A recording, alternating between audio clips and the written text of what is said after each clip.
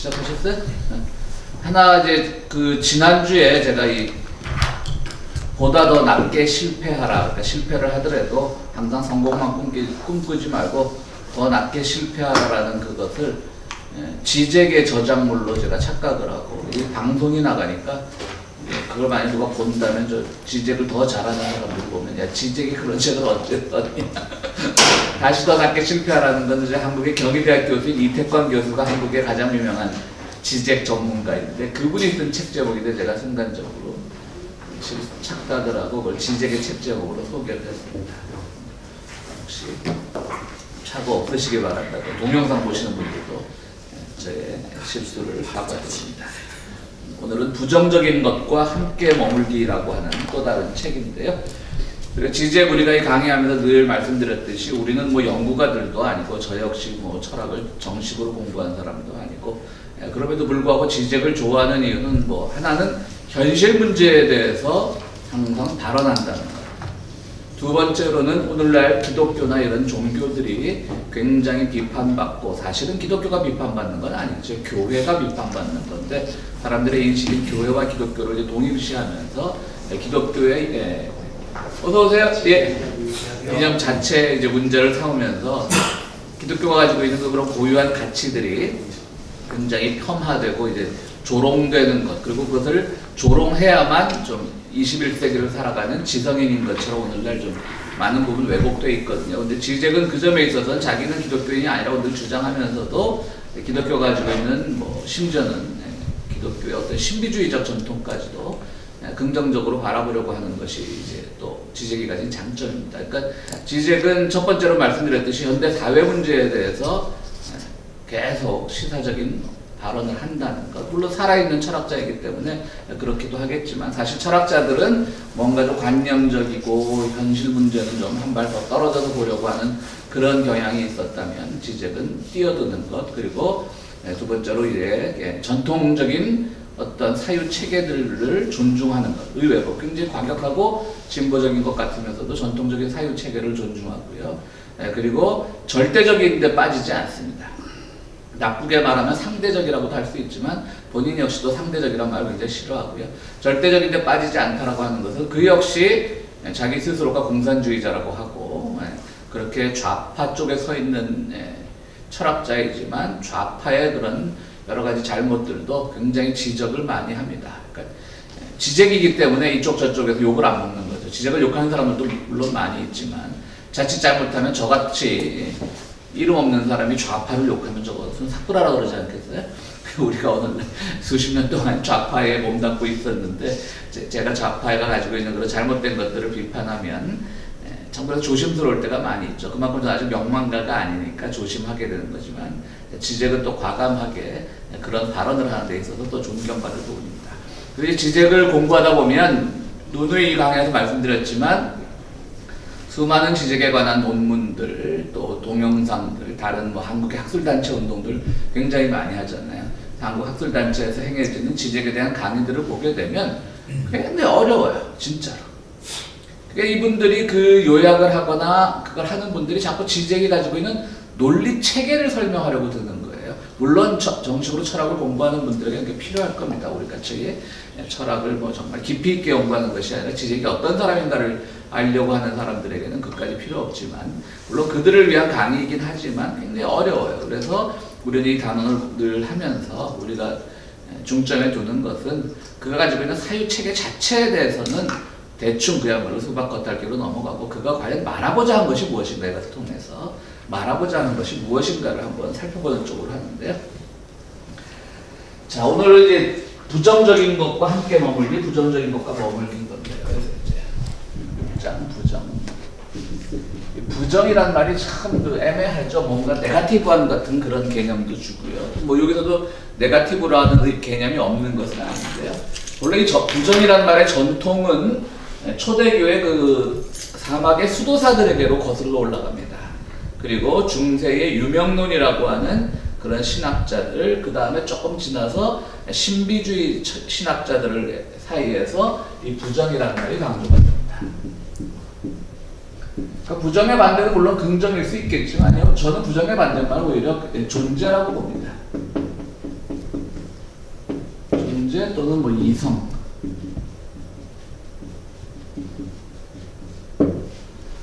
그러니까 이 지적이 부정이라는 말을 좋아하는 것은 알 수 없는 것은 그냥 놔두자는 거죠. 그래서 이것도 아니고 저것도 아닌 그 사이에 무언가를 찾자고 하는 것이 지적의 시도예요. 오늘 우리가 많은 뭐 이념 때문에 뭐 조선 시대도 사실은 이념 때문에 그렇게 수많은 사화가 있었던 것이고요. 뭐 사회주의냐 공산주의냐 자본주의냐 이념 때문에 전쟁이 그치질 않았던 것이고 그 이념에 또 한술 더 떠갖고 국가주의, 뭐 민족주의 이런 민족의 개념이 왔었고 하여튼 모든 것들 때문에 그렇게 싸움이 났는데 그거는 뭐냐면 대부분 이거는 이거다 A는 B다라고 해서 정의를 내려버리니까 아니야 A는 B가 아니라 A는 C야 이렇게 정의 내리는 사람들과 싸우는 거죠. B와 C가 싸우는 거예요. 그야말로. 뭐 한국 교회를 비판하는 사람 중에 한국은 예수하고 한국 기독교는 예수하고 그리스도하고 싸운다는 말이 있잖아요. 그러니까 기독교의 교파를 설명할 때 어떤 교파는 뭐 예수교 장로회, 또 어떤 교파는 기독교 장로회. 기독이란 말이 그리스도란 말, 크리스트란 말을 한문으로 이제 쓴 거니까. 교단끼리 하도 싸우니까 한국에서 예수하고 그리스도하고 싸운다고 그런 이제 우스갯소리도 있고 하는데요. 그렇게 사실은 쓸데없는 걸로 싸우게 되는 거죠. 그러니까 그것 때문에 수많은 전쟁이 있었고 수많은 학살이 있었으니까 그러지 말고 우리가 존재나 이성의 문제 급급하기보다는 뭔가 비어있는 것.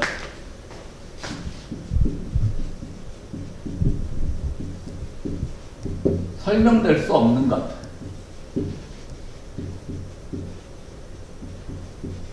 이런 것으로부터 이제 한번 진리의 문제를 고민해보자라고 하는 거죠. 그런 점에서 좀 불교랑도 비슷하고요. 저는 이렇게 지적의 책을 읽으면서 두 가지 아쉬움이 있어요. 하나는 기독교에 대해서 그렇게 많은 자기가 그 슬로베니아 출신이니까 자기는 무신론자고 공산주의자라고 얘기하지만 제가 보기에는 슬로베니아에서 그 정교회 주일학교 좀 다녔을 것 같아요. 지적도. 그러니까 기독교에 대해서는 그때는 공산국가였는데 정교회는 다 살려뒀죠. 러시아도 소련도 살려줬었고. 근데 대부분 다 이제 어용이었죠. 그러니까 이제 뭐 기독교에 대해서 잘 아는데 불교에 대해서는 잘 모르고 지적이 일단. 그래서 불교에 대해서는 또 뭐 많이는 아니지만 부분적으로 상당히 좀 부정적인 그런 이런 의미의 부정이 아니라 정말 좀 그야말로 네거티브한 인식을 좀 갖고 있는 게 지적의 책의 흔적이 좀 나타나는데요. 좀 그런 게 보면 불교 이 지적을 논리를 보면 불교하고도 비슷하거든요. 그야말로 불이론, 뭐 불교의 불이론 같은 거 있잖아. 이것도 둘은 아니라고 하는 것. 그렇다고 하나냐? 하나는 아닌 거예요. 둘이 아닌 거지. 그런 일종의 그런 것으로 보면 불교를 조금 더 알았더라면 지적이 좀 더 풍성해지지 않았을까 그 생각을 하게 되고요. 또 하나 이제 아쉬운 점은 수많은 예를 드는데 지적이 잘 모르는 거는 이렇게 뭐 대한민국에서 경희대학에서 초청해서 명예교수, 연구교수, 석좌교수처럼 오랫동안 경희대학에서 왔다 갔다 했음에도 불구하고 북한에 대한 인식이 아직은 많이 부족하더라고요. 북한을 좀 더 잘 알았으면 그의 이 분석으로 굉장히 북한을 재밌게 분석할 수 있을 거라는 생각이 드는데 아마도 지적이 아는 북한은 서구에서 그냥 갖고 있던 왜곡적인 북한 시각이 아닐까 그런 생각을 해봤습니다. 어쨌든 뭐 부정 이건 이제 그래서 이걸 가져오면서 칸트나 헤겔 같은 사람들을 가져옵니다. 그리고 이 사람을 우리가 잘 아는 이제 락강과 결합시키려고 하는 거죠. 그러니까 우리 뭐 락강은 계속 얘기했었잖아요. 뭐 상상계, 상징계, 실제계, 뭐 향유라는 말, 주의상수란 말 했었고요. 뭐 또 징후, 징환 이런 말도 다 공부했었는데요. 그 뭐 그냥 네 가지만 알면 되십니다. 전문가들이 아니시면 그냥 상상계, 상징계, 실제계로 나눴고 거기에 향유라고 하는 그야말로 어떤 진리의 충동인데 죽음 충동 같은 것 그야말로 뭔가 진리를 알면 죽어버리는 거예요.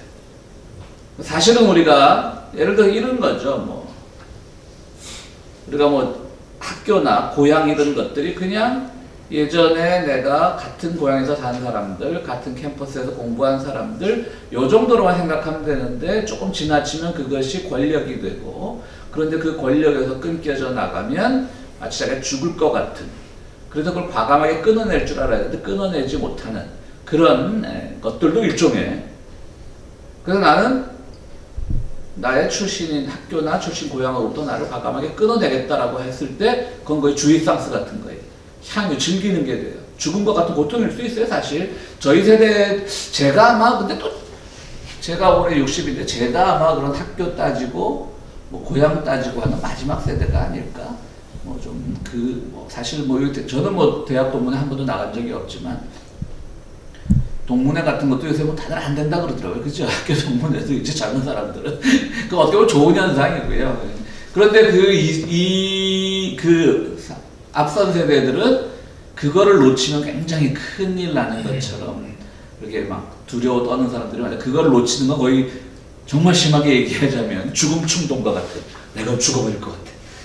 내가 이 학교 출신 아니면, 내가 이 고장 출신 아니면 죽어버릴 것 같아. 그렇게 느끼는 사람들이 많이 있어요. 저희 교회에서도 보면 다 좋으신 분들인데 그런 거 하나는 극복 못하는 분들이 몇 분 계셔가지고 저도 그걸 직설적으로 말하면 또 저랑 막 또 다투고 그래요. 뭐 그런 거 이제 좀 극복하시라고. 다들 좋은데 그런 건 아직 여전히 매여 있는 분들도 계시고요. 어쨌든 향유라는 건 뭐냐면 쉽게 해서 그런 거예요. 내가 실제계라고 하는, 락강은 늘 실제계를 진리의 모습으로 찾았는데요. 그 실제계에 접근하려면 향유를 해야 되는데 그 향유라는 것은 죽음 충동과 같은 것이죠. 그걸 알아야만 실제계가 무엇인지 언뜻언뜻 볼 수 있다고 합니다. 여러분, 우리 칸트도 보면요. 우리가 물자체라는 말, 칸트 할 때 기억나시죠? 물자체, 빙한지희라고 그랬죠? 그냥, 이게 뭐예요? 그냥 어떤 플라톤으로 말하면 이데와 비슷한 거예요. 설명할 수 없는 거예요. 그러니까 부정인 거죠. 선생님 어서 오세요. 모품쟁이십니다. 성경책을 끼듯이 지적책을 딱 넣기. 예, 어서 오세요. 오토바이 타고 오셨어요? 소리가 안 들린 것 같은데. 아니. 물 자체는 모르는 거예요. 칸트도 뭐 신의 문제 같은 것들은 언급을 안 하려고 했잖아요. 뭐 비겁하다는 소리도 들었지만, 그러나 그것은 자기 부정성이 있었던 것이죠. 내가 다 할 수 있는 건 아니라. 그게 부정이고, 해겔도 마찬가지죠. 어떻게 보면. 해겔은 조금 뭔가 자기가 칸트보다는 정의를 내려고 하는 입장이었지만, 예를 들어서 우리가 정반합이다. 변증법의 가장 기본적인 정반합이라는 얘기를 할 때, 결국 정의라고 하는 것은 우리는 이게 옳다라고 하지만, 지적은 어떻게 해석을 하냐면, 정은 반대 요소를 갖고 있지 못한 것. 맞는 말이잖아요. 그죠?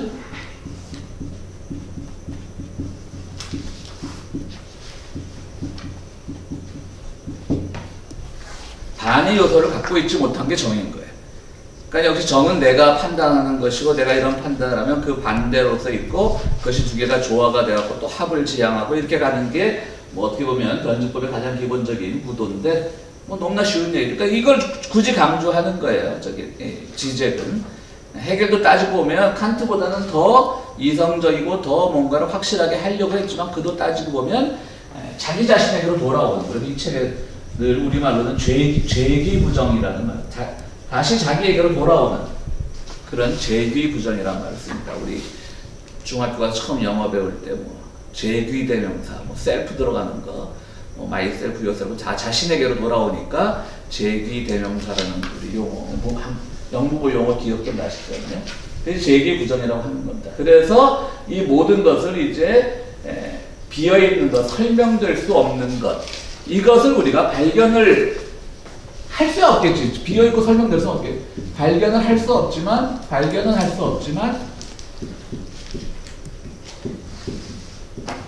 설명되는 것이 진리는 아니라는 데는, 진리가 아니라는 것은 깨닫자는 거죠. 이렇게 설명하면 사실 뭐 지적도 별거 아닙니다. 락강 나오고 막 그냥. 진리는 비어있는 거, 설명될 수 없는 것으로 가는 것이고요. 그러면 뭐 그런 점에서 부정성이고요. 그러면 진짜 진리는 어떻게 알 수 있는데, 그러면 모르죠. 비어있고 설명될 수 없는데 어떻게 뭐가 진리인지 알겠어요. 그래서 이제 포스트 모더니즘 같은 데는 그렇기 때문에 진리란 건 없어 라고 이제 얘기를 해버리는데, 지적 같은 사람은 또 그 포스트 모더니즘, 자기를 포스트 모더니스트로 구별하면 굉장히 기분 나빠하거든요. 아니, 그렇지 않다는 거죠. 그건 상대주의고 좀 비겁하다는 거죠. 그런 데서 아니야, 진리라는 것은 우리가 있는데, 일단은 그것이 무엇인지 찾는 건 유보하고 지금 우리가 이것이 진리라고 발견할 수 있는 것에는 진리가 없다라는 것을 우리가 깨닫고 가자. 말을 너무 돌리는 것 같아요. 깨닫고 가자 이렇게 하는 겁니다. 그러면서 여러분들 6장에 보면 이제 그 보스니아 자기가 자랐던 그 유고 연방이 7개 국가로 나눠지지 않습니까? 그래서 보스니아, 세르비아, 슬로베니아, 이 사람들이 슬로베니아 출신이죠. 그러니까 티토라고 하는 그 사람이 이제 그 7개 국가를 강제 병합을 시켰죠. 그래서 유고 연방이라는 나라를 만들었어요.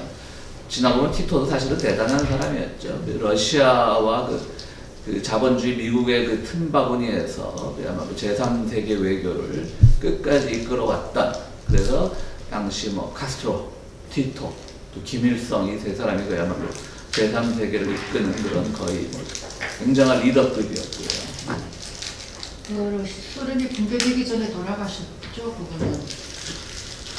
그랬죠. 그랬을 겁니다. 예.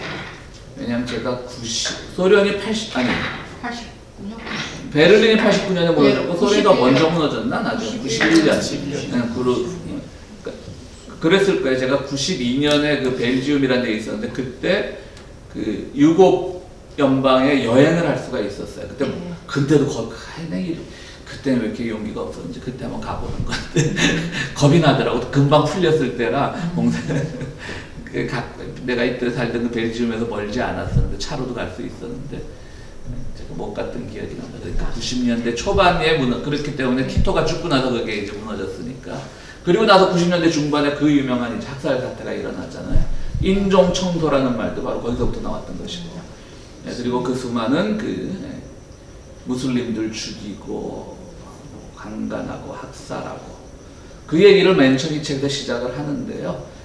지적이 말하고 싶은 건 바로 이겁니다. 그때 우리는 보면서 뭘 얘기하죠? 도대체 종교가 뭐길래 저렇게 무슬림하고 기독교하고, 또 기독교 안에 거기는요 카톨릭도 있고요 개신교는 없어요. 아무래도 유럽권이니까 카톨릭이 있고 정교회가 있는데, 정교회는요 우리가 천주교를 로만 카톨릭이라고 하는 이유는 바로 로마에 있는 교황청을 중심으로 전 세계가 하나의 조직인 거예요. 그러니까 한국 카톨릭이라고 할 때는 그냥 그 지역만 한국에 있기 때문에 한국 카톨릭이라고 부르는 것이지, 정확하게 말하면 로만 카톨릭 인 코리아가 되겠죠. 그렇죠? 근데 정교회는 그게 달라요. 정교회는 신학도 달라요. 뭐 좀 어려운 얘기인데, 카톨릭과 개신교는 니케아 종교회의라고 하는 그 같은 4세기 초에 형성된 그 신앙 고백을 같이 쓰고 있어요. 그런데 정교회는 조금 신학이 달라요. 약간은 아리우스파라고 이제 그 얘기 따로 하고 조금 달라요. 그 정교회를 가지고 있는데, 정교회 또 하나 특징은 뭐냐면 세계적인 공통된 조직이 없어요. 그러면 굉장히 개신교적이죠. 개신교는 WCC라고 스위스에 본부를 둔 세계교회 협의라는 게 있지만, 그건 하나의 그냥 연대단체지, 그게 어떤 강제성을 가지고 너 이렇게 안 하면 너 교대에서 쫓겨나 이런 건 안 하거든요. 그렇지만 로만 카톨릭은 카톨릭법에 어기면 교대에서 쫓겨날 수 있잖아요. 근데 이제 개신교, 그러니까 WCC 비슷한 거예요. 개신교. 그러니까 그래서 정교회는 사실은 굉장히 개신교랑 가깝죠. 오히려 한국에서도 그렇고요. 그래서 한국의 NCC라고, 한국에 이제 한국 기독교 교회 협의회라는 조직이 있어요. 그러니까 이런 한기총이니 이런 거랑 다른 거예요. 무슨 맨날 태극기 부대들하고 같이 한기총이랑 다르고, 본래 이제 NCC라는 기독교 교회 협의회가 있는데, 기독교라고 하는 말에 사실 카톨릭도 포함되는 거잖아요. 그러니까 제가 속한 이 기독교로 말할 때 개신교라고 말하는 게 가장 정확한 건데, 많은 분들이 그걸 한국 여론조사에서도 착각을 해요. 한국 인구 센서스 할 때 당신 종교 뭐냐고 물어보면 기독교, 천주교 이렇게 물어본다고. 그게 완전 틀린 거지. 한국 문화부도 잘 모르고 있는 거지. 그런데 이제 엄격하게 말하면 개신교인데, 저는 내가 개신교 목사로도 개신교라는 걸 굉장히 자부심 갖고 있거든요. 어쨌든 전통적인 로마 카톨릭에 대해 저항해서 나온 거니까. 그런데 의외로 또 목사들이 개신교라는 명칭을 싫어하더라고요. 이게 개자로 시작해서 그런 건지. 얼마나 좋아요. 고쳐서 새롭게 됐다라고 하는 건데, 그냥 그러고 가톨릭 개신교 혹은 한국식 천주교 개신교 하면 되는데, 대부분 기독교 하는 사람들이 이제 개신교라고 이해를 하는 거죠. 그래서 한국에서 그 기독교 교회 협의회도 가톨릭은 이제 워낙 큰 조직이고 방대하니까 개신교가 중심이 된 그런 기독교 교회 협의회에 내가 들어갈 일이 뭐 있겠냐, 들어와 있지 않지만 정교회는 들어와 있어요. 이처럼 정교회는 각 지역 정교회가 다 틀려요. 그러니까 이 유고 연방도 뭐 세르비아 정교회가 다르고요. 러시아 그러니까 그 안에 그건 당연히 다르고 그 안에 세르비아 정교회가 다르고 슬로베니아 정교회가 다르고 뭐 기본적인 신앙은 같지만 통치 체제는 다 다른 거예요. 그 유고 연방으로 되어 있을 때도 계속 독립을 유지한 거예요? 그렇죠. 그 슬로베니아 정교회 또 뭐 세르비아 정교회 또 뭐 7개 있잖아요. 뭐 몬테네그로라는 나라도 있고 뭐 있어요. 하여튼 이렇게 있는데 어쨌든 우리가 그 보스니아 사태를 볼 때 저를 포함해서 대부분의 사람들이 그러니까 종교가 뭐길래 이렇게 싸우고 말고 해. 그렇잖아요. 그게 참 접근하기 쉽잖아요. 근데 이 지젝은 거기서 이거 자체가 기만이라고 하는 거예요. 그거는 오히려 더 큰 자본주의라고 하는 그것을 감추기 위한 시도라고 하는 것이죠. 근데 그걸 읽어보면 저는 굉장히 동의하는 부분이 많아요. 실제로는 물론 종교의 힘을 빌었지만 많은 사람들이 그것을 보면서 종교적인 문제로 그걸 해버리면 자기 위안은 쉬워요. 나는 그래도 다른 종교에 대해서 열려 있어. 왜 저 사람들은 저러고 싸울까? 그리고 그것을 학살로 죽어간 사람들의 연민을 보내면서 우리는 다시 이런 종교 간의 싸움을 하지 말아야지. 나는 열려. 그렇잖아요. 나는 불교에 대해서 열려 있어. 또 불교의 신자는 나는 기독교에 대해서 열려 있어. 죽은 건 그들인데 위로는 자기가 받고 있는 거예요. 자기 정당화를 시키는 거죠. 저희 교회는 뭐 교회가 크지 않으니까 1년에 4번 정도 홈리스 급식을 나가는데요. 토요일 새벽에 분기별로 이제 한 번씩 나가는데 갈 때마다 내가 늘 교인들한테 하는 말을 제발 저 사람을 도와준다고 하지 생각하지 마라. 왜냐면 나가고 가면 다들 기분 좋아해요. 새벽에 가서 힘들어해도 내가 뭔가를 했다. 일상에서 참 좋은 일 못하다가 한번 분기별로 한 번이라도 했다. 그럼 누가 누구를 위로한 거예요? 홈리스가 우리를 위로한 거예요. 근데 우리는 기껏 뭐 샌드위치 새벽에 가서 만들어 줬다고 해가지고 굉장히 자기가 큰일 한 것처럼 착각하는 거죠. 굉장히 선한 일을 한 것처럼. 그리고 나머지 자기가 선한 일을 하지 못한 것을 이렇게 뭐 덮으려고 하고, 심지어는 지금은 그 교인이 뭐 한국으로 돌아갔지만 정말 얼굴이 바뀐 거예요. 우리 교회 오래 다닌 교인이 아닙니다. 오래 다니면 그런 말 안 하는데 잠깐 여기 뭐 1년인가 2년 유학 와 있다. 그동안 우리 교회를 나오다가 돌아가신 분, 한국을 가신 분인데 자기 애들 교육시킨다고 데리고 오더니 애들 다 듣는 데서, 물론 그 사람들이 한국말을 못 알아듣니까 다행이었지, 홈리스 분들이. 애들 다 듣는 데서 니네도 공부 안 하면 저렇게 돼 그러더라고. 야, 저 양반 우리 교회 안 다니면 낫겠다 빨리. 옛날에는 한국에서 선생님들도 그렇게 이야기 많이 해서 그랬죠. 맞아요. 공부 안 하면 저렇게 뭐 거지 된다. 공부 안 하고 거지 되는 게 낫지. 공부해서 도둑놈 되고 나쁜 놈 되고 보다.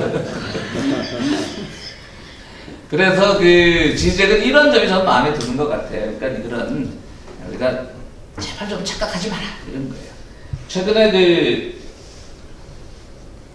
한국에서 또 우리가 지금 문재인 정부가 우리가 참 그 좀 더 통일 문제에 대해서는 굉장히 지금 뭐 좀 벽에 부딪혀 있지만 어쨌든 잘하고 있는데 아직 노동이나 이 문제는 참 우리가 노무현 정부 때도 믿었는데, 우리가 노무현 대통령을 약간 비난할 때 잘 쓰던 말이 뭐였죠?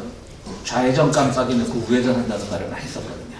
항상 본인은 모든 사람들한테 좌파로 될 정도로 그렇게 개혁적인 이미지를 갖고 있었지만 실제로 하는 정책은 대부분 이렇게 오른쪽으로 가서 노무현 대통령을 할 때 좌회전 깜빡이 넣고 우회전 한다는 말을 지금 문재인 정부도 그렇게 똑같이 갖고 있어요. 그래서 이 점에 있어서 우리가 굉장히 여기서 이제 갈등을 하는 거죠. 그럼 이걸 비판을 해야 되냐? 그럼 비판을 했을 때 이 정부가 어떤 궁지에 몰리게 됐을 때 결국은 그나마 이런 개혁적이라고 한 정부가 그나마 정권을 유지하는 게 낫지, 다시금 옛날처럼 그런 수구 세력들에게 정권을 빼앗겨야 되느냐, 뭐 이런 고민들이 굉장히 많죠. 그래서 뭐 저도 그래서 뭐 예전 같으면 그냥 저도 용기가 많아가지고 막 제가 하고 싶은 말 막 페이스북에 썼을 텐데 요새는 몸살이게 되더라고. 그게 이제 한국 그게 문제인데, 최근에 이제 한국의 어떤 화력발전소에서 24살짜리 청년이 참 슬픈 일이죠. 근데 뭐 옛날 같으면 우리 뭐 박근혜 정부 때는 기억하시겠지만 초창기에 한 광중가에서 올라온 청년 하나가 서울역 앞 그 고가도로에서 뛰어서 내려서 자살로 이제 박근혜 정부를 비판했었고, 그다음 정권 말기에 또 스님 한 분이 또 자살을 했었죠. 그 두 분에 대한 연결식을 다 뭐 제가 이렇게 주관을 해서 많은 사람들 와서 추모하고 그랬지만, 요번에는 별로 뭐 제가 일단 이제 그런 일에 잘 관여를 안 하기도 하지만, 이게 참 어려운 문제인데 우리가 당연히 추모하고 당연히 그 아픔을 이해하고 또 현 정권이 가지고 있는 그런 지나치게 오른쪽으로 가려고 하는 경제 정책을 비판해야 하지만, 그를 추모하는, 이게 참 지적하고 제가 달라서 이제 좀 말이 조심스럽다는 거예요. 하지만 과연 그 추모하는 사람들의 그 정서를 또 제가 폄하하려는 생각은 없지만, 과연 우리가 그렇게 추모하고 나서 그것으로 탁탁 털어버리는 거 아니냐, 이런 거죠. 이런 마음을 보자는 거죠. 그럼에도 불구하고 애가 똑같아 그러고 냉소주의로 빠지라는 건 아니고, 여전히 우리는 그 문제에 대해서 끊임없이 관심을 가지고 끊임없이 고민해야 되지만, 그러나 그것 하나로서 자기가 가지고 있는 부채감이나 죄책감을 다 털어버리려고 하는 것들, 이건 아니라고 하는 것이죠.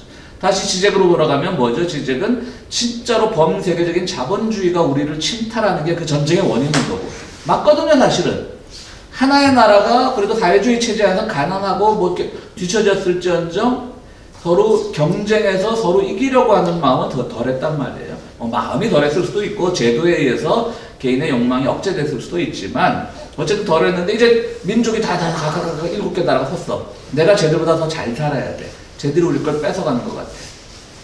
그런데 우리 뭐 카톨릭 교도가 무슬림 지역에 좀 살고 있어. 옛날에 막 인구가 섞였으니까 이곳에. 그러니까는 그걸 통해서 저 나라의 뭐 우리 뭐 예를 들면 슬로베니아 정교회가 무슬림 지역에서 조금 더 경제적인 지분을 확보해야 돼. 우리의 이득을 확보해야 돼. 이게 사실은 핵심이잖아요. 그죠? 그런데 그것을 종교의 문제로 치환해 버리는 거예요. 그러면 왜 그렇게 치환하냐면, 그러면은 더 많은 전사들을 양성할 수 있거든. 내가 주를 위해 싸운다. 내가 알라를 위해 싸운다. 내가 뭐를 위해 싸운다. 그러나 실제로 지적은 그렇게 허투루 보지 말자는 거죠. 그러니까 그거는 거기에 숨겨진 건 진짜로 비어있는 거 설명될 수 없는 어떤 것인데, 우리는 그런 걸 하면서 그저 단순하게 저 종교끼리 왜 저렇게 싸우나. 그래서 제가 뭐 종교 다원주의자들의 접근도 별로 안 좋아하는 이유가, 사실은 그거 너머의 문제를 봐야 되는데 우리 지나치게 또 아주 편안한 문제로 봐요. 종교 다원주의 좋잖아요. 그렇잖아요. 누구도 욕하잖아요. 내가 여기서 뭐 난 오직 예수를 통해서만 구원이 있습니다 그러면 여러분들이 서당 나오시겠어요? 좀 저런 사람이다. 이게 뭐 전도 집회야 뭐야 그럴 거 아니에요. 그렇죠? 그렇지만 우리가 여기서 뭐 다중교회에 대해서도 개방적으로 열려 있으면 좋잖아요. 다 멋있을 수 있어요. 그리고 실제로 저는 다중교회에 대해서 열려 있기도 하고요. 하지만 그것이 마치 오늘 이 사회가 가지고 있는 모든 모순의 가장 핵심적인 거라고는 보지 말자는 거죠. 종교 간의 갈등이. 사실은 그 뒤에 숨겨져 있는 자본주의의 모순을 더 보자라고 하는 것이 지적이 바로 6장에 있는 7제목, 부정적인 것에 머물기 위해서 가르치고 있는 것입니다. 그래서 우리는 또 지적은 여기서 우리에게 얘기하는 것은 보편적 진리는 역사적 우연성 안에서 그것을 통해서 드러난다고 얘기합니다. 그래서 역사적 우연성이라고 뭐냐면 비어있는 거 설명될 수 없는 것이에요. 설명될 수 없는 것이에요. 전에 강의 준비를 해서 이 생각을 해봤습니다. 오늘날 왜 이렇게 개혁정부가 추잡한 권력 다툼에만 빠져 있는가? 뭐 누구의 잘잘못을 떠나서 여기서 뭐 누구 뭐 이재명이든 문재인이든 누구 쪽에 편들자는 얘기가 아니라 어쨌든 그것이 권력 다툼의 형태로 나타나고 있는 건 사실이니까 왜 이렇게 추악해졌나. 촛불 집회를 한번 생각을 해봤어요. 그때는 이거는 굉장히 기획된 거였어요. 일단 조건이 다 맞았어요. 역사적 조건이. 갑자기 어느 날 우리가 듣도 보도 못한 최순실이라는 이름이 등장을 했고, 박근혜와의 그 커넥션이 나타났고, 그 전에 여러분들 뭐 인터넷 같은 거 보면 하여튼 이상한 사건이 터지기 시작했어요. 어떤 무슨 화장품 장사하는 사람이 어떻게 변호사, 지금 감옥에는 여자 변호사 하나를 썼는데 뭐 수임료가 수십억 되고 막 50억이냐 100억이냐 놓고 싸우고. 최유정이라고 잘도 하죠. 여기 여자 화장품 네. 무슨 내추럴 여기도 와 있어요. 아직도 안 망했어요 그럼? 그거 탄탄해요. 뭐 명동에 있잖아요. 기사 이번에 신문 기사 났는데 명동의 땅값 제일 비싼데 작년에도 제일 비쌌대요. 그 건물 1층에 들어가 있어요. 와. 그 사람 감옥에 있을 거 아니에요, 정은. 감옥에 있어도 이 체제가 다 어쨌든 그러면서 뭐 야, 올라가니까 최순실이 나오고 뭐 그러다 보니까 이제 또 전통적인 한국의 그 운동권, 그러니까 이 촛불이 정말 자연스럽게 민의에서 일어났다라고 하는 거는 위선이고 거짓말이고요. 거긴 또 다 조절하고 기획한 분들이 있는 겁니다. 자, 그러면서 이제 우리가 성공을 했죠. 그래서 저는 생각을 한 게 왜 지금 이 정부가 저렇게 휘청거리고 많은 사람들이 뭐 인터넷에서 페이스북에서 촛불 정신으로 돌아가자라고 하는데, 그것도 사실은 올바른 접근이 아닌 게, 촛불은 그러니까 이것도 나쁜 의미가 아닌 겁니다. 그러니까 촛불은 모든 것이 조건과 이런 것들이 다 맞았다는 얘기인 겁니다. 나쁜 의미, 뭐 기획됐다는 게 나쁜 의도라는 게 아니에요. 어떤 운동을 하려면 당연히 기획도 있고 준비도 있어야 되니까요. 그렇기 때문에 그 기획 속에서 여전히 뭔가를 해결하려고 하는 것이 남아있지 않나, 이런 저는 생각을 해봤습니다. 반대로 거슬러 올라가 보면 4.19는 어떻게 발발이 됐냐. 물론 거기에는 부정선거라는 게 있었지만, 시작은 뭐 중학생이 뭘 알고 데모에 나왔겠어요. 그냥 형들 나오다 따라 나왔는데 갑자기 좀 그 부정선거, 3.15 부정선거를 규탄하는 데모가 이렇게 좀 줄어들 무렵에 갑자기 그 김주열 군의 실체가 마상 이렇게 떠올랐단 말이에요. 그게 촉발이 되는 거죠. 그러니까 그건 굉장히 우연적인 사건이죠. 영원히 묻혔을 수도 있는 거예요. 그죠? 80년대에 많은 분들이 분신하고 뭐 투신하면서 정권에 연장했던 건 다 그들의 죽음을 드러내기 위한 하나의, 자꾸 이 말이 조심 들어오는데 기획일 수 있는 거죠. 그러니까 뭐 의도됐거나 그렇다는 뜻이 아니라 어쨌든 그거 자체 하나가 보여지는 사건으로 인해서 사람들의 분노를 자아내고 함께 또 조직이 되고 뭐 추모위원회가 결성이 되고 척척척척 나가는 거지만, 4.19 같은 경우는 그냥 한 중학생, 뭘 알겠어요. 그냥 형들이 막 뛰어나가니까 자기도 모르게 뛰어나갔다가 그냥 말 맞아 죽은 거죠. 우리 교회 이제 우리 교회 다니신 분들 아시겠지만 이제 이 교회를 세우신 분 중에 그 문장로님이란 분이 계시는데, 이분이 그 4.19 때 연세대학 학생회장을 한 분이에요. 그러니까 그 데모를 4.19를 이끌었는데 이분이 말씀을 굉장히 재밌게 하시는데, 막 지금 청와대죠. 경무대 앞으로 이제 막 스크럼 짜고 뛰어가는데, 참 그 희생을 두고 참 좀 우스갯소리해서 죄송한데 이분이 이거 심상치 않더래. 경무대 앞으로 다 뛰어갔다가 다 총 맞아 죽을 것 같더래. 그래서 자기가 왼쪽으로 빠져 그랬다는 거예요. 그래갖고 다 쫙 빠졌대요. 자기들은 경무대 앞으로 뛰어가지 않고. 그래서 지금 뭐 정확하게 모르겠지만 4.19 때 가장 그 총상을 많이 입고 죽은 그 학교가 중앙대학 학생들이랍니다. 실제로 그래요? 뭐 들어보신 적? 그분은 주장은 그래요. 바로 그분이 데모할 때 뒤에 쫓아오던 것이 이제 중앙대 그룹이었는데, 그들은 그냥 직진을 하는 바람에 저 다 우연적인 사건인 거죠. 그렇죠? 뭐 역사적인 사건을 그분의 말이 또 100% 그 세상이 다 100% 정확한 역사적 그 사실에 근거하고 있다고도 볼 수 없지만 어쨌든 그런 겁니다. 그러니까 진리라고 하는 것은 우리가 바로 이것만이 진리라고 해서 싸우지 말자는 거죠. 우리 조선의 역사에서도 뭐 일제가 우리 당파 싸움을 너무 그냥 정말 우리의 민족성 문제와 연결시켜서 이어나간 거, 그렇게 한 걸 우리가 그대로 받아들이는 친일서가는 물론 극복해야 되겠지만 어쨌든 싸웠던 건 사실이고요. 그리고 그 싸움이 뭐냐면 사실은 그게 정치 권력 싸움으로 보여지만 실제로는 또 그들은 굉장히 또 이와 기가 하나냐 이와 기가 두 개냐로 싸웠거든요. 이와 기가 각각 존재한 이기가 2원이냐 이기가 1원이냐 하나의 근거에서 나왔냐, 그걸로 결국 동인 서인 남인 북인 그 다음 가서 노론 소론 갈라진 거고요. 그러면 우리만 그랬느냐? 아니죠. 서양에 보면 가톨릭하고 개신교 종교개혁에 그 유명한 30년 동안 싸웠어요. 30년 동안. 30년 전쟁이 가톨릭하고 개신교 싸움이에요. 그러면서 유럽이 개신교가 가톨릭 국가 이렇게 구획이 된 거죠. 그러면서 오늘날의 국경 개념을 나누면서 그냥 그들의 그 서명에 따라서 쭉쭉쭉쭉 잘라고 다 나눠주다 보니까 유럽의 나라들 중에 여러 언어를 쓰는 나라가 있는 거예요. 스위스는 뭐 영어, 불어, 독어, 이태리어, 또 하나 스위스 토속어 쓰는 4개 언어권으로 나눠져 있고, 스위스보다 훨씬 작은 그 벨기에라는 나라는 네덜란드 불어권이 있고 딱 마을 하나가 독일어권이에요. 마을 하나가 독일 국경에 있는 마을인데 독일 아헨이라고 넘어가는 그 이제 벨기에에서 처음 독일 쪽으로 가서 넘어간 첫 도시가 아헨인데요. 그 아헨 바로 옆에 붙어 있는데 그게 왜 독일로 편입 안 됐는지 아마 그 베스트팔렌주한테 나눈 걸 거라고요. 이렇게 이 사람들은 얼떨결에 독일어 쓰다가 벨지움 국민이 된 거죠. 하여튼 그런 것도 바로 이런 다 뭔가 있다. 진리는 이거다라는 그 싸움에서 나온 것이죠. 진리는 개신교다. 진리는 가톨릭이다. 아니면 이와 기는 하나다. 이와 기는 둘이다. 뭐 이렇게 하면서 싸우게 됐던 것이고요. 이와 기의 싸움은 한 300년 조선시대 망할 때까지 했지만 한 300년 되지 않아요? 임진왜란 때 그렇죠. 뭐 1592년 300년까지는 조선왕조 500년이라 그러면 한 300년 되겠네요.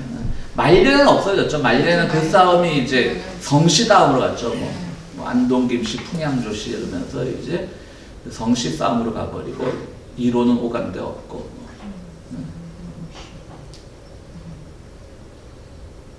그리고 오늘날 또 뭐 여전히 뭐 성씨 가지고 또 뭐 누구 몇 대 손이니.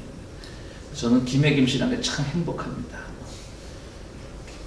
김해김 씨는 제일 아마 그 서민들이나 종놈들한테 야 너 김씨해 그럴 때 제일 얻어쓰기 좋은 성이었을 거예요. 그죠? 누구도 지금 내 조상이 뭐 무슨 풍양조씨 가문에 머슴하던 마당쇠가 우리 증조부라고 말하는 사람 아무도 없잖아요. 분명히 있을 텐데 다 보면 다 조상들이 무슨 저는 그래서 스스로 마당쇠 후예라고 다닙니다. 도울 김용옥 선생님 강의할 때 가끔 그런 거 이야기해요.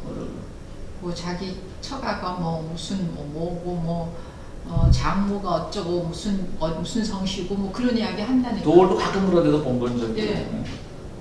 굉장히 진보적인 것 같으면서 그런 걸 은근히 또 자랑하더라고요. 네.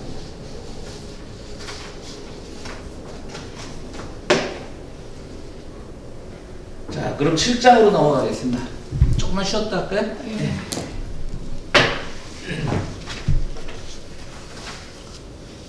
오늘 어떻게 닥터윤이 안 오시네? 응? 닥터윤이 안 오셨어요. 매주 열심히 나가면 좀 요새 저녁 드시고 오셨어요?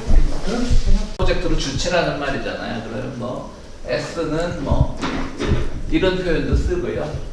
그러니까 주체는 주체 아닌 거다 뭐 이런 식의 이제 사선을 거가지고 주체가 아닌 거. 이게 뭐냐면 아까 얘기했듯이 진리라고 하는 것도 부정적인 것처럼 그러니까 알 수 없는 것처럼 존재하지 않는 것처럼 그러나 존재하는 그런 아주 그리고 우연성에 기초하는 것처럼 진리라는 게 하나하나 스텝 바이 스텝으로 밟아 올라가 도달할 수 있는 진리가 아니라 우연히 우리에게 다가오는 것 같은 그런 걸 진리라고 말했듯이 그것을 인식하는 주체도 결국은 주체면서 주체 아닌 것이 비어있는 주체라고 하는 것이죠. 그래서 이 지적은 이 책에서 우리 6장에서 뭐라고 얘기하면 칸트의 주체를 불가지적 주체라고 합니다. 그래서 우리 알 수 없는 것에 대해서는 뭐 일단 유보해 두자는 거죠. 알 수 없는 것에 대해서. 그다음 우리가 잘 아는 데카르트 나는 생각한다 고로 존재한다. 이 데카르트 주체는 알아야 돼. 뭐든지 모르는 건 없어. 일단 자기의 중심에 안부터 출발을 하는 거예요. 그죠? 데카르트는 인식적 주체라고 합니다. 뭔가를 알아야 돼. 알아야지 나지. 모르는 게 어떻게 나냐 이런 거죠. 그럼 지적의 주체는 뭐냐? 그러니까 지적은 어떻게 보면 그래서 또 욕먹는 것도 있는 거예요. 뭔가를 딱 부러지게 말을 하지 않고 그냥 불가지적 주체와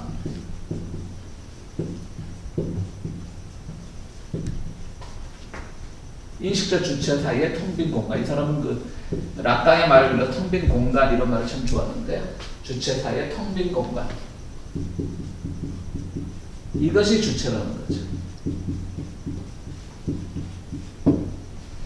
텅 빈 공간. 이것이 주체라고 하는 겁니다. 그러니까 늘 얘기했듯이 내가 나를 모르는데 너는 나를 알겠냐 할 때 내가 나를 모르는데 락강이나 지적식으로 얘기하면 내가 나를 모르는데 너는 나를 알겠느냐가 아니라 내가 나를 모르는데 너는 나를 알고 있구나거든요. 그렇게 하면 참 그거 보니까 참 지적이나 락강의 설명이 딱 되는 것 같아요. 저희 지금은 뭐 영화들의 그 표현이나 이런 것들이 굉장히 과감하고 대담해졌지만 저희가 그 10대 후반 때 나온 영화 중에 굉장히 재밌게 본 영화가 그 이보희라는 배우가 나온 무릎과 무릎 사이라는 영화가 있었습니다. 그때 이제 청소년들 사이에서 이제 유행하던 그 조크성 수수께끼 하나가 뭐냐면 무릎과 무릎 사이에는 뭐가 있게 그런 사람들이 야한 상상을 하게 되는 거죠. 무릎과 무릎 사이에 뭐가 있게 아시죠? 그 썰렁한 조크. 과가 있다. 제대로 지난번에 모살한테 배웠어. 그래요? 과가 있습니다. 과. 무슨 말인지 아시겠죠? 네, 그러니까 이 지적이 말하는 주체는 그건 거예요. 그러니까 근데 저 비난하지 마세요. 지적이 바로 이런 식으로 영어하고 잘 설명합니다. 말장난 가지고. 이건 제가 만들어낸 지적식 그건데 무릎과 무릎 사이에는 뭐가 있냐? 과가 있죠. 근데 과는 있는 거예요, 없는 거예요? 사람들은 정말 무릎과 무릎 사이에 어떤 뭐 야한 상상을 하거나 그렇게 되지만 그거는 있는 거지만 무릎과 무릎 사이에 과는 없는 거죠.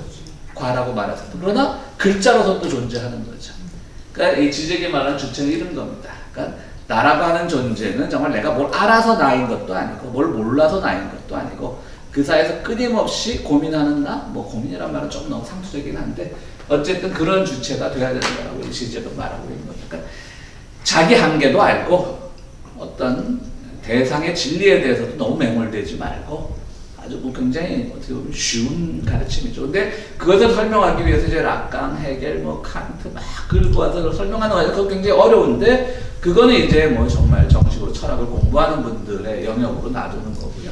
근데 지적을 이렇게 쉽게 설명하는 강의, 대중을 위한 강의가 너무 없다는 것에 대해서 조금은 아쉽더라고요. 너무 철학 중심으로.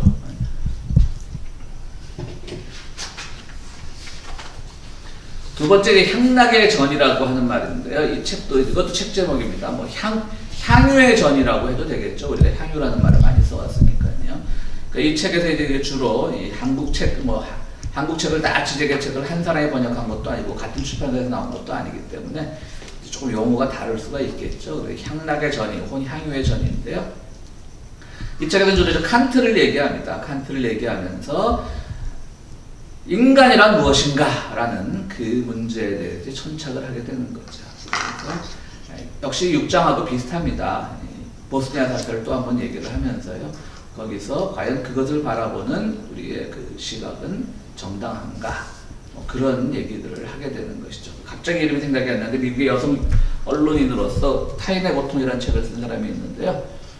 그분이 실제로 우리가 경험해보면 1차 지난주에 그 별세한 그 부시 아버지가 일으켰던 1차 걸프 전쟁 때 그때 많은 사람들이 정말 전쟁이라는 것을 전자오락 보듯이 봤죠. CNN에서 중계를 했잖아요. 그리고 한국 TV는 동시 통역으로 해줬죠. 네, 무슨 로켓포가 날아가고 있습니다.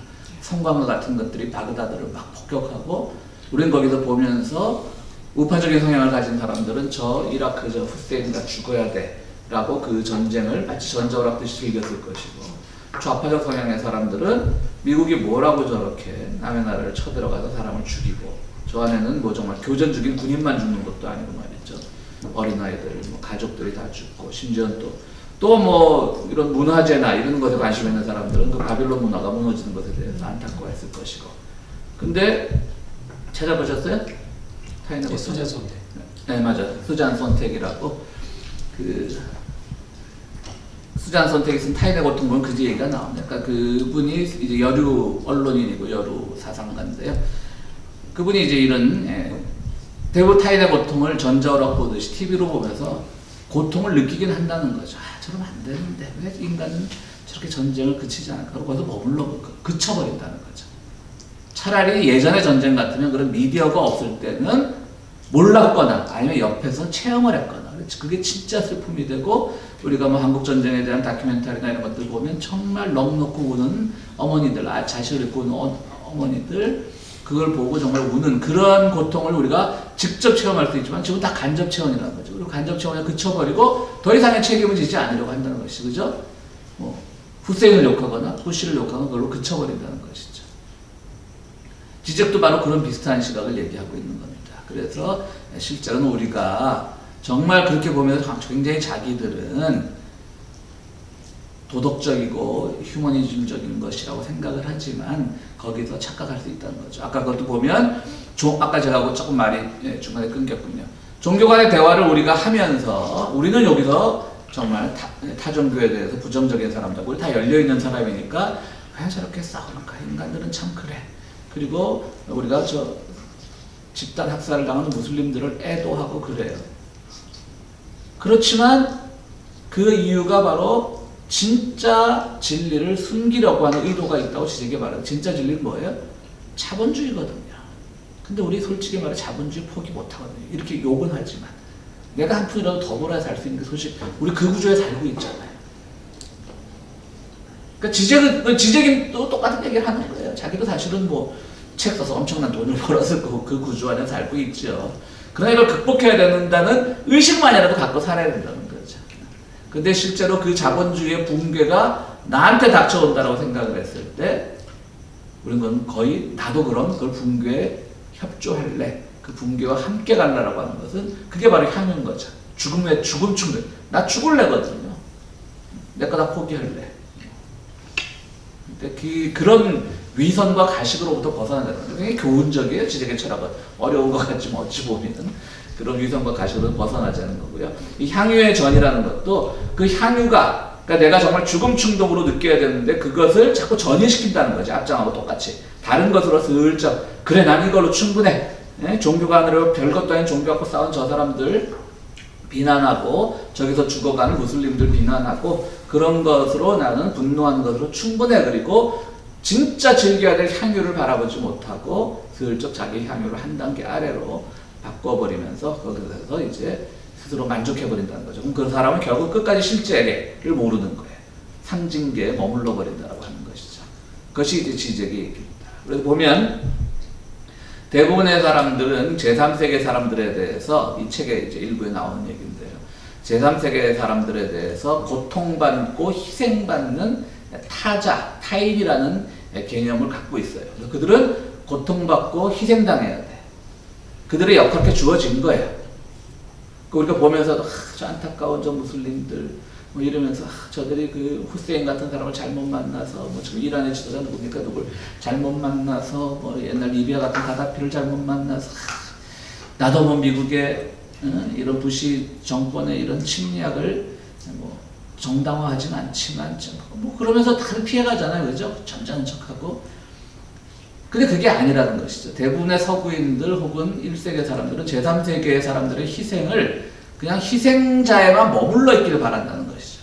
그런데 그들이 더 이상 희생자의 역할을 수행하지 않을 때 갑자기 그들을 분노의 찬눈으로 보는 거예요. 저것들은 테러리스트다. 근본주의자다. 이렇게 보는 거죠. 예를 들어서 제가 이제 아까 지적이 북한에 대해서 좀 잘 더 알았으면 좋겠다는 생각을 하는 게 북한 같은 경우가 딱 저는 떠오르더라고요. 제가 읽으면서. 북한은 우리가 어떻게 그동안 뭐 여기 있는 분들은 안 그랬겠죠. 대부분의 분들이 다 뭐라고 생각을 해요? 북한의 인민들은 지도자 잘못 만나서 저 고생하고 희생당한 그 희생자의 이미지로 남겨두고 싶은 거예요. 그러면 이제 명분이 생겨요. 그럼 저기는 우두머리만 제거하면 우리가 저들에게 큰 행복을 줄 수 있다. 이렇게 생각을 할 거 아니에요. 근데 그거를 처음 깬 사람이 누구냐면 역설적으로 신은미 씨예요, 사실은. 그러니까 신은미 씨가 진보적인 사람들한테 욕먹는 이유가 바로 거기에 있는 거예요. 진보적인 사람들도 뭐 북한하고 꼭 전쟁을 해야 돼 이러지는 않지만 북한 인민도 불쌍하고 북한 인민은 사랑하지만 저 지도자는 잘못해서 하기 이분법적으로 생각하는데 신은미 씨가 타와갖고 시민들이 다 김정은 새 지도자를 좋아해요. 그러니까 향유의 전이를 못하게 막은 거예요. 신은미 씨 본인은 잘 모르시겠지만 굉장히 큰일을 하신 거예요. 향유가 전이 되는데 전이하려고 하는 사람들을 못하게 한 겁니다. 그가 또 뭐 전통적인 또 통일운동권이거나 뭐 이런 그러면 또 사람들이 그 부분만 비판했을 텐데 똑같은 우리 같은 시민이었고 교민이었단 말이죠. 근데 가고 대동강 맥주가 맛있어요. 백성들의 평양 시민들의 모습이 굉장히 활기차 보여요. 더 이상 희생자가 아닌 거야. 그러니까 갑자기 그들을 더 악마화시키고 조금이라도 더 악마화시키기 위해서는 그들의 긍정적인 모습을 본 그 신은미 씨의 그 저작에 대해서 엄청나게 핍박을 가한 거죠. 여기 보면 소위 말하는 우리 편이래. 저는 뭐 신은미 씨가 뭐 우리 교회 교인이라는 편드는 게 아니고 그 사람만 보면 굉장히 안타까울 때가 있는 게요. 정부에서 준 상도 탔던 분이에요. 그런데 소위 말하는 우리 편이라고 하는 사람들조차도 그래도 그 사람 좀 너무 설쳤잖아. 이러고 얘기해버리는 거야. 굉장히 잘못된 거죠. 그거는. 차라리 그럼 처음부터 난 그 사람은 빨갱이 같아. 이게 너 솔직할 수 있어요. 차라리 그 뭐 한국 정부도 잘못했지만 그 사람도 좀 너무 이렇게 오버했잖아. 이런 말하는 사람 보면 정말 막 화가 나요. 그래서 한번 페이스북에서 크게 싸우다가 그쪽에서 저를 친구를 끊었더라고. 요새 와서 왜 다시 친구 신청을 하냐고 끊었어. 과감하게 끊지 그냥. 바로 그런 거예요. 그러니까 또 뭐가 있을까요? 무슬림들 마찬가지죠. 최근에 제가 무슨 영어로 된 아티클이라 읽지는 않았는데 이렇게 페이스북 누가 공유한 게 있잖아요. 거기 보니까 미국에 있는 어떤 무슬림 여성이 히잡을 쓰는 게 꼭 여성의 억압을 의미하지 않는다라고 하는 어디 대학 교수가 이태리 여성이 쓴 아티클이 공유가 돼서 제목만 보고 이제 읽지는 않았어요. 근데 뭐 우리가 내용은 짐작할 수 있겠죠. 우리는 저거 무슬림 저들 히잡 쓰고 다녀야 돼. 억압받는 여성들 불쌍해. 저거 빨리 무슬림 종교 신념 뭐 이데올로기를 바꿔야 돼. 이렇게 생각하지만 아무렇지도 않게 여성들은 자발적으로 쓴단 말이에요. 사실 이민 온 여성들은 안 써도 되잖아요. 누가 그걸로 이렇게 시비 걸지 않으니까. 근데도 밀리언 달러 베이비인가 아니 어떤 영화 보면 그런 장면이 나와요. 히잡 쓰고 있는 것 때문에 어떤 무슬림 대학 여자 교수인데 무슬림 여성으로서 교수인데 학생들한테 뒤통수를 맞고 막 히잡을 뒤에서 뺏기는 그런 수모를 당한 영화 제목은 제가 정확하게 생각 안 나는데 그런 영화도 있고요. 자꾸 우리는 희생자로 보려고 하는 거죠. 뭐 동성애자도 마찬가지예요. 동성애자 소위 말해서 기독교 복음주의권에서 동성애 운동한 사람들 이론이 뭐예요? 나는 동성애자는 사랑하지만 동성애자는 사랑하지만 동성애 인정할 수 없어가 논리든가. 그게 무슨 말이야? 그게 뭐냐면 그들은 그냥 어떤 성적 정체성의 문제를 가지고 하는 희생자로 보여야 되는데 한국은 아직도 그들이 자신있게 커밍아웃을 못해가 좀 덜 드러나지만 여러분 미국에 보면 이 게이나 레즈비언들 보세요. 소위 말하는 우리 같은 이성애자들보다 훨씬 더 인텔리들도 많고 사회에 뭐 어떤 물질적으로 성공한 사람들도 많고 우리를 겁을 주는 거죠. 두려움을 주는 거죠. 그러다 보니까 그들을 근본주의자 이렇게 자꾸 이렇게 보는 거예요. 저는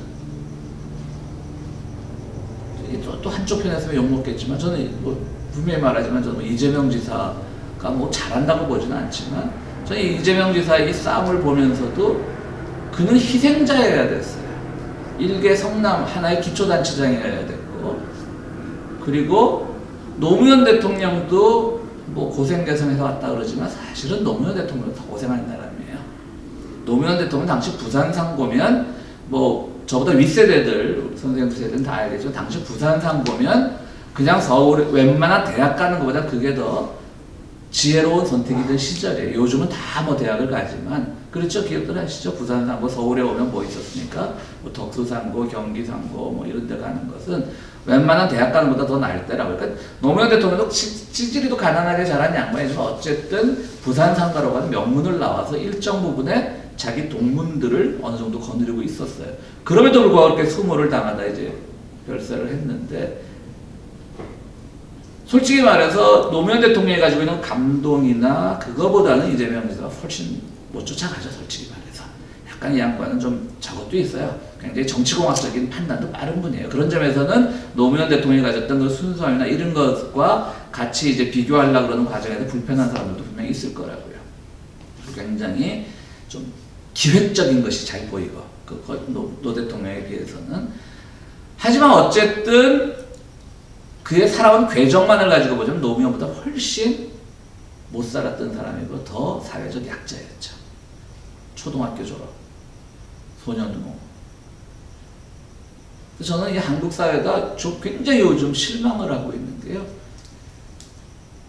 저는 뭐 문재인 정부가 뭐 진보적이라고 생각하지 않지만 그래도 어느 정도 개혁을 담지해낼 수 있는 능력이 있다라고 봤는데 이 안에서 이런 권력 다툼 그리고 그들 여전히 가지려고 하는 그들의 향유하지 못하는 그들만의 뭐 동문 혹은 고향 혹은 운동권으로 맺어진 인맥 이런 것들을 지키려고 한 노력들을 보면서 이것이 과연 옛날에 육사나 뭐 육법관이라고 불렀잖아요. 전두환 정권은 육사하고 서울법대 출신들이 잡고 있다고 그것과 뭐가 그렇게 크게 다른가라고 하는 고민에 빠지게 돼서 굉장히 지금 제가 요새 정신적 혼란을 겪고 있습니다.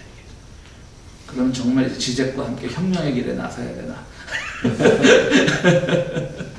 뭐 그런 생각을 해봅니다. 이게 이제 향유의 전이라는 것의 내용입니다. 내용 읽어보면 굉장히 어렵지만 실제로 별거 없습니다.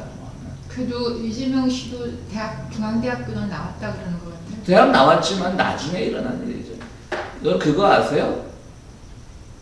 우리 김동연 지난번에 경제부총리 뭐, 그분도 상고 나왔죠. 그분도 야간대학 야간, 나왔어요. 근데 야간. 그분의 최종 학력은 항상 상고라고요. 한국 사람들은요 고등학교 졸업하는데 대학 가지 않으면 그것도 잘 안 쳐져. 여기 제가 잘 아는 그러니까 제가 은행 다니면서 예, 대학 다니면서 예. 그래 그런 거는 대학 나왔다 안 그러지. 그러니까 한국 사람들 그게 묘한 거에 나왔잖아요. 미국 같으면 더 막 이리저리 돌다가도 대학 가는 그런 사람들도 많은데 한국 사람 그것도 굉장히 문제인 거죠. 근데 그 최상천이 어제 지난번에 닥터이 얘기했지만 최상천이라는 사람 예, 예. 얘기를 들어보면은 예. 노무현이나 뭐 이 문재인이라는 다 삼성의 그냥 그 앞잡이 노릇을 하는 그런 걸 막 예를 들어서 하고 이재명이야 하고 비교해 놓는데 예. 그분은 또 완전 이재명 빠더라고요. 예, 이재명이는 저기 그 최초에 만난 사람 어느 순간에 만났지만 삼성에서 일하다가 다친 사람들 예. 그 사람들 앞에 가서 이제 얘기를 했고 변론했고. 노무현이는 당선되고 뭐 무슨 생각해서 뭐 그 저 강성의 그 뭐 미술관인가 예. 가서 2시간씩 식구 다 데리고 가가지고 하고 해가지고 완전히 그 겉으로는 막 이렇게 뭐인데 근데 저건 있는 것 같아요. 뭐 완전히 썩었더라고 그거 들으니까 너무 또 그런데 따지지 마시고요. 아니 그 말이 그래서 그 남자 듣기 불편해지는 게 몇 가지 그 예를 들어서 아니 안 그러니까 그래도 이제 그 이재명 얘기 그만하고 저는 물산이랑 그 삼바 이번에 그거 했잖아요. 근데 그 사건 터지고 지금 얼마나 지났는데 이제 와서 압수수색 한다고 그냥 그러니까요. 떠들고 그러느냐고 숨길 거 다 쓰고 처분할 거 없앨 거 다 없었을 텐데 하여튼 그리고 삼바는 다시 그 뭐지 주식 거래 허용했잖아요. 근데 그것도 이제 큰 데서는 삼성이 워낙 힘이 세기 때문에 그게 내 생각에는 이제 그렇게 하다가 끝났죠. 뭐 이것도 더 이상 그 엑스파일 가지고도 그 얘기하는데 보니까 그렇게 돼서도 결국은 뭐냐면 진짜 큰 죄악을 저지른 친구는 나오고 그 죄악을 폭로한 놈만 노회찬이 그거를 누가 했냐면 이제 노무현이가 이제 그걸 갖다가 막 그렇게 했다고 그런 것 같아요. 그런 얘기가 나오는데 그다음에 그보다 너무 그러시더라고요. 맨 앞잡이가 누구냐면 유시민이었다고 그러는데 나 그것도 또 잘 이해가 안 가는데 하여간 근데 그 지금 꺼야 되겠다. 논리를 그 사람이 개념을 좀 많이 소개했었는데요. 오늘 8장 이제 마지막 8장 오늘 하겠습니다. 나눌 수 없는 자녀라는 이제 좀 이건 책 제목도 어렵죠. 자녀 나눌 수 없는 찌꺼기란 얘기예요. 찌꺼기. 자 그래서 이 책은 저도 이 책은 여기서 요약본만 받고 읽지 않았는데요.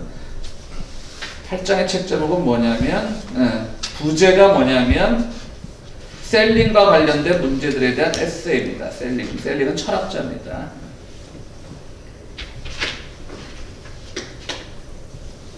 그리고 또 보면 하나 빠진 게 이제 향락의 전이에서 굉장히 주제가 여성성을 강조합니다. 여기서 여성성이라고 하는 생물학적 여성성 이런 것과는 관계없이 왜냐하면 그 뿌리가 프로이드나 락강에 있기 때문에 프로이드가 이제 항상 남성을 뭐 남근 중심 그리고 여성은 히스테리적 존재 이렇게 분류한 거를 그 뿌리를 그러니까 참 지적도 재밌는 사람이죠. 그걸 그냥 부정을 해버리면 되는데 뿌리를 인정을 해요. 이게 또 독특한 지적의 특징이에요. 아마 그 세르비아 정교회, 슬로베니아 정교회 풍토인지.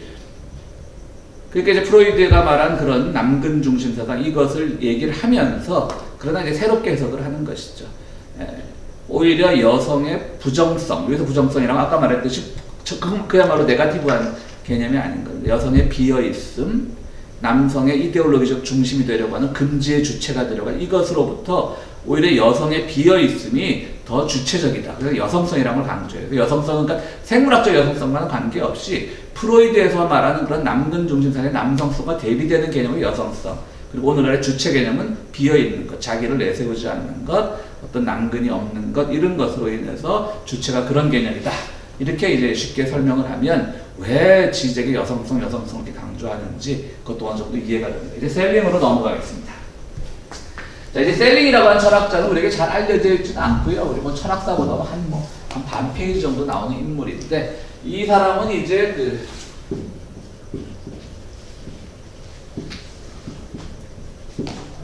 상대적보다는 주관적 관념입니다. 그렇죠?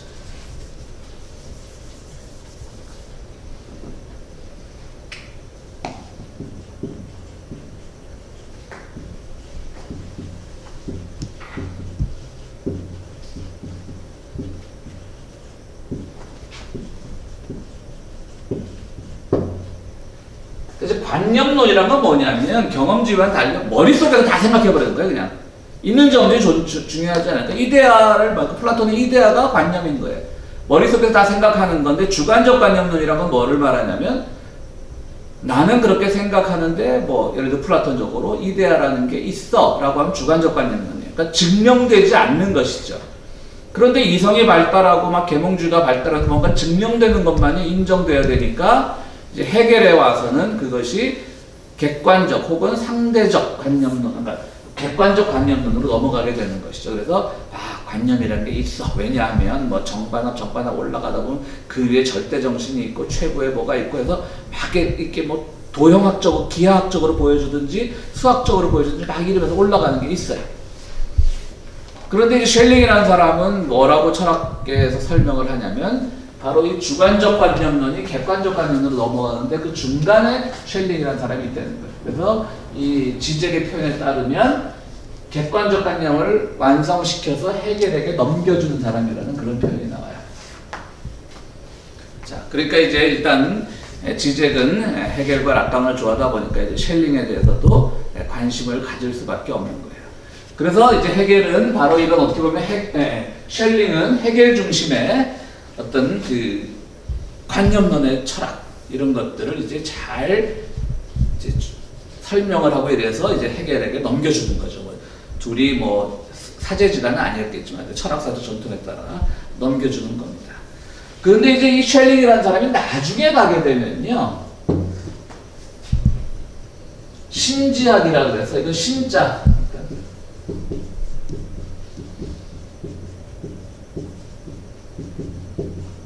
신을 아는 학문 이런 쪽에 굉장히 빠져버립니다. 쉘링이라는 사람. 그래서 초기에는 객관적 관념론을 토대를 세웠다면 후기에 가서는 신비주의적인 신지학 쪽으로 빠진 사람이에요.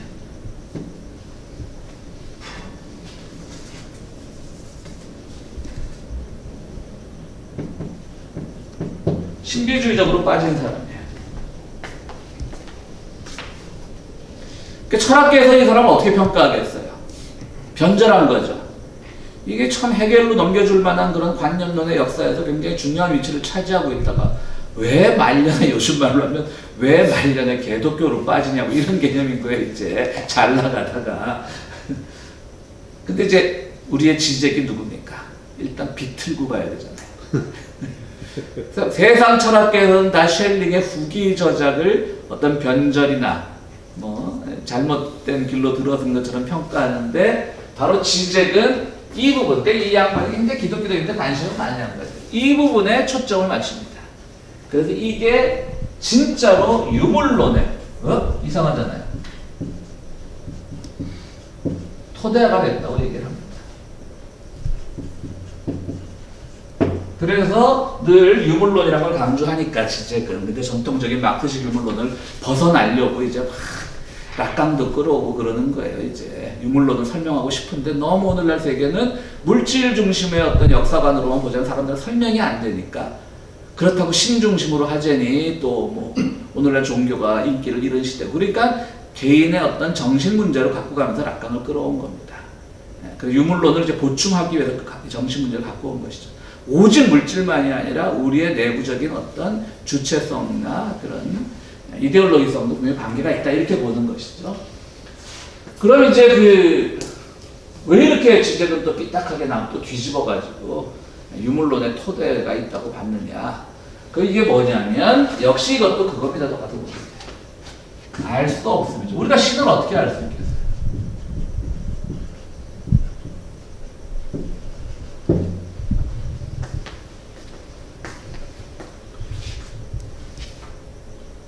그러니까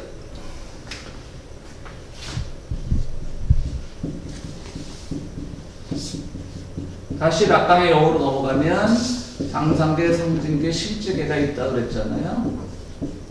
실제계는 어떤 텅 비어있는 우리에게 어떤 영향도 미치지 않는 정말 텅 빈 공간으로 실제, 어떤 진리의 근원으로 실제인데 그거는 아무도 보지 못해요. 정말 죽어야만 보는 거예요. 죽음 충동을 느껴야만.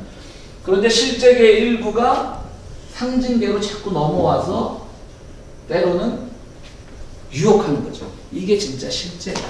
너네가 자본주의를 잘 믿고 따르면 너희가 노력한 대로 잘 살아서 너희의 노력의 열매를 거둘 수 있겠어. 이게 진리야라고 막 사람들을 유혹하고, 반대로 또 사회주의권에서는 모든 사람들이 혁명에 의해서 평등하고 뭐 생산수단을 공유하고 이래야만 우리가 지상 천국을 이룰 수 있어. 자꾸 유혹하는 거예요. 지적을 뛰어넘치는 거예요. 그런 이데올로기를. 그 실제는 자꾸 이렇게 넘어오는 거예요. 근데 또 실제는 알 수 없음의 공간이에요. 그렇죠?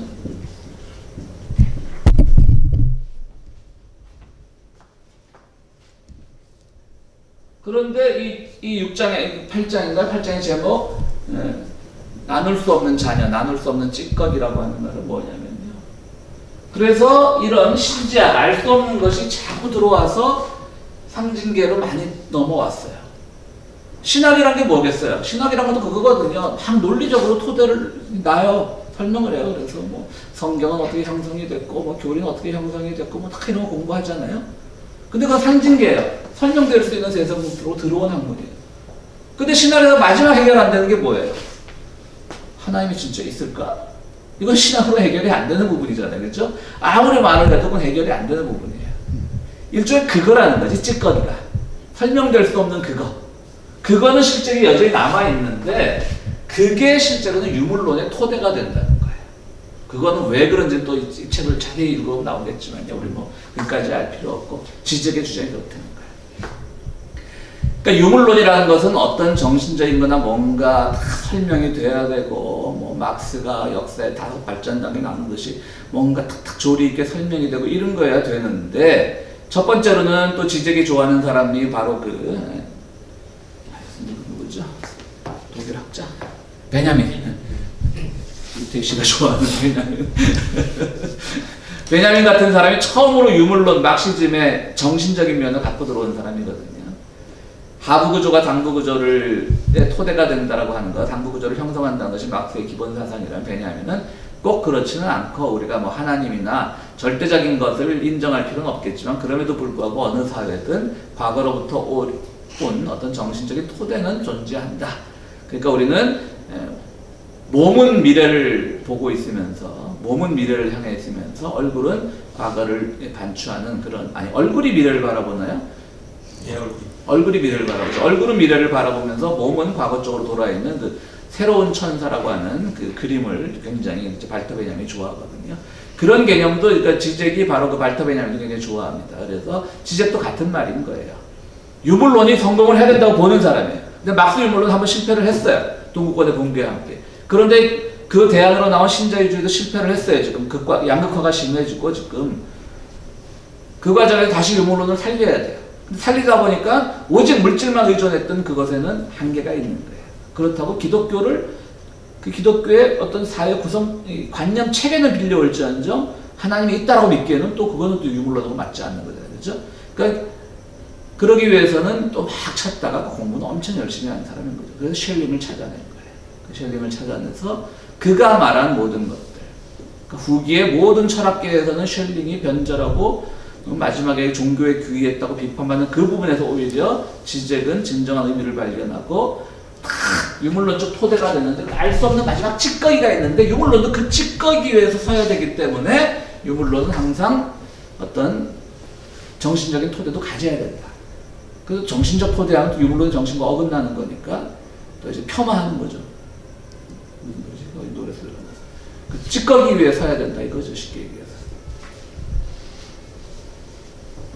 그런 얘기입니다. 뭐 이해가 되세요? 천재예요.